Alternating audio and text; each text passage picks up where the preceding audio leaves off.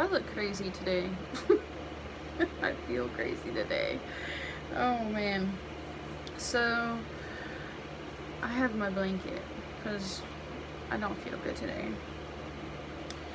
I unwillingly got up today. I did not want to get up today and went a few places. But I have been in so much pain today with my joints. My joints, especially my hip. I don't know. If any of you other guys have like autoimmune diseases, lupus, does your hip hurt? It's my left hip, and it always hurt. My left hip and my right knee. If anyone is watching this and you have the same thing, please tell me, because it's crazy. It's my left hip, just one hip. So, oh, it drives me nuts. But anyways, I wanted to come on really quick because I wanted to discuss my initial diagnosis, because when I first got diagnosed, it was not autoimmune. It wasn't, oh, you have an autoimmune disease. It was not at all like that at all.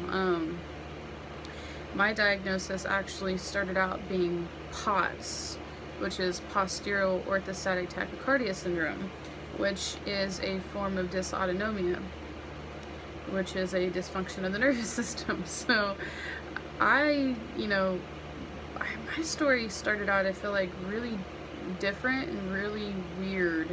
Like, I started out having extremely high heart rate, like to the point where I couldn't even stand up. I couldn't even walk. Like, to walk from my bathroom to my bedroom, like, my heart rate was like 170, 180. I was out of breath. I would sit on the floor, and I'm not gonna lie, I would cry, because I would have to crawl around on all fours. So if you hashtag POTS, if you have POTS or dysautonomia, you know the struggle. The struggle is real. Trying to, I literally was on all fours, crawling around the house a lot, which is really sad to say, but that's the reality of it. Like, I would crawl around to get from point A to point B. Before I got put on my atenolol. So, I mean, even on the atenolol, I still would find myself crawling around from time to time, but not as bad. So, my story starts out a little bit different. I started out with getting diagnosed with dysautonomia, and then, over the years it progressed. Well, you don't know, but I mean, I'll tell you, over the years it progressed, and then, in January, stuff hit the fan, and my autoimmune issues started really ringing up then. But yeah, and 3 years ago, this January is when I was diagnosed with POTS. And that happened, it took a few months just to get diagnosed. I'd say maybe 4 or 5 months just to even get diagnosed with POTS. I was a full-time student at the time. I was a personal trainer. I also did office work at the college that I was going to. I was extremely active. I would run 5 miles sometimes a day or every other day. I did weightlifting. I was crazy, with a crazy energy, crazy busy, and then one day just nothing. One day I woke up out of my sleep and I literally could not even hardly stand up. And I would go to the doctors and I would be like, look, something is wrong with me. Can you please help me? And they would say things like, oh, you're anxious, or oh, you have depression, for months. And I was just like, what is going on with me? Like, and then you go to the doctor and they tell you that it's depression or it's anxiety, and you start to feel crazy. You start to feel like, okay, maybe I'm just crazy, and maybe that's what's really wrong with me. But that went on for months until I finally landed in the hospital with a heart rate over 200. It took a heart rate that high for them to finally be like, oh yeah, there is something wrong with you. Heart rate over 200. That the cardiologist finally did testing. The cardiologist at the hospital did testing, and they found out, they did some testings and diagnosed me with POTS, and then referred me to a cardiologist when I got out of the hospital. But I'll go into further detail about that and the whole journey leading up to where I'm at now. But That was insane. I mean, months of being told. I literally would go to the hospital like all the time. They probably like they knew, every time I'd walk in, they knew like, oh God, here she comes. But I knew something was wrong. So that's the key that I really, really want to point out, is that you know your body and you know if something is wrong, and it does not matter what, you know, if you go and tell a doctor or you go to the hospital and you tell them something's wrong and they turn you away, they're not doing their job. I don't care if, you know, they're not doing their job, because you know your body and you know how you're supposed to feel. And I knew something was wrong. That's why I kept going back. I didn't care how crazy they thought I was or how crazy I looked. I didn't care. I knew something was wrong. So, you know, always listen to your body, because your body is going to tell you. Your body's going to tell you exactly what it needs to, you know. Like today my body's telling me I need to sleep.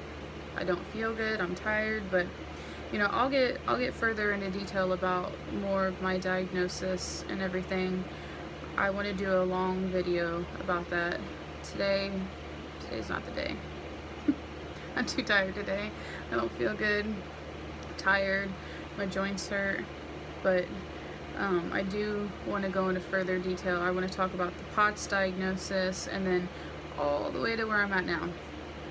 So I will do a very long video. It's gonna be, I mean, I'll probably have to do like a 3-part video, because it's gonna be long. I mean, we got 3 years of storytelling and then currently I'm still in the process of getting things fixed and treatment and stuff like that. So I mean, it's still an ongoing thing, so we still got a lot going on. But before I get off of here, I'm sure you see my blanket, and yes, I'm in bed, because, you know, hashtag bed is life. So I have my blanket. My mom actually gave this blanket to me. I'm assuming she intended it for herself, but she gave it to me, and it came from Sam's.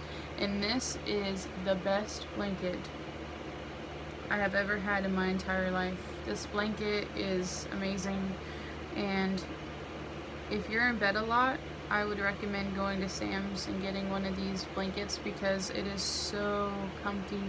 And every time I lay down in bed, I go to sleep whenever I lay on it. So get you one of these blankets. I want to do a video too on all the things that make me feel better. Sorry, all the things that make me feel better, like my heating pad and this blankie, and yes, I called it a blankie, but I would like to do a video on that too. But today I just wanted to come on to tell you a little bit, just give you a quick insight about, you know, like a little snippet. But I'm so tired today that I can barely keep my eyes open, so I'm gonna get off now, but get off and go to sleep. But yeah, I just wanted to come on and discuss my initial diagnosis. But I'll come back on tomorrow and I will talk some more, figure out a couple things, and then I'll, you know, I don't know, I kind of want to do a song too, maybe sometime soon. We'll see how I feel. But I'll be back tomorrow, hopefully. No, I'll be back tomorrow. Even if I feel like crap like today, I'll still come on for a minute. But alright, I'm gonna go to sleep now. It's about that time. Thanks for watching this, and I will see you tomorrow.